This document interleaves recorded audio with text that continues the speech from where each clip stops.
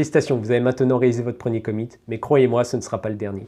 Et d'ailleurs, nous allons modifier notre projet, et notamment les fichiers sources que nous avons déjà ajoutés, pour ensuite faire un nouveau commit. Mais nous verrons également comment faire un diff entre la version que vous êtes en train d'éditer et la dernière version que vous avez enregistrée. Donc un diff, c'est tout simplement faire une différence, afficher ce qui a changé entre les deux versions. Nous allons à présent modifier notre page web. Donc je vous invite à lancer hello.html avec votre éditeur et à vous rendre à la ligne numéro 16, donc celle où se trouve la balise div. Ajoutez alors dans cette balise id égale à entre double côtes top-banner. Vous faites enregistrer, surtout n'oubliez pas. Cet ajout va tout simplement dire à la page HTML de charger le style graphique qui se trouve à l'id top banner. Voilà, pour faire simple, hein, vraiment, ici, le but, ce n'est pas d'apprendre l'HTML. Vous pouvez alors lancer votre page web et nous voyons maintenant que la modification que nous avons apportée ajoute tout simplement une bannière un peu plus jolie à notre site. Lançons maintenant le terminal et demandons un git status. Git status nous dit naturellement que notre fichier hello.html a été modifié. Maintenant, nous allons voir comment visualiser les modifications qui ont été apportées à ce fichier.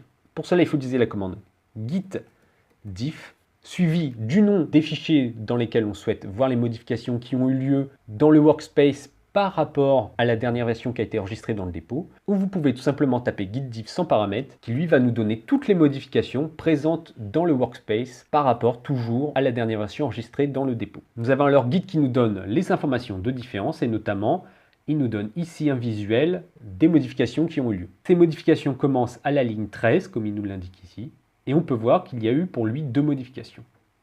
Une suppression de ligne qui est symbolisée en rouge ici avec un petit signe moins et un ajout de ligne qui est le petit plus vert. Pourquoi Git détecte deux modifications alors que nous avons simplement ajouté quelques caractères?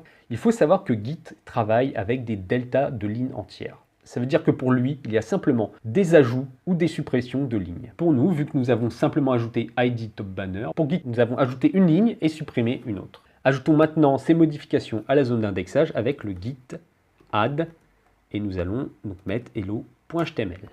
Effectuons de nouveau le git diff pour voir les modifications. Cette fois-ci, il n'y en a pas, car nos modifications ont été déplacées dans la zone d'indexage. Nous pouvons également observer les modifications présentes dans la zone d'indexage via la commande git diff.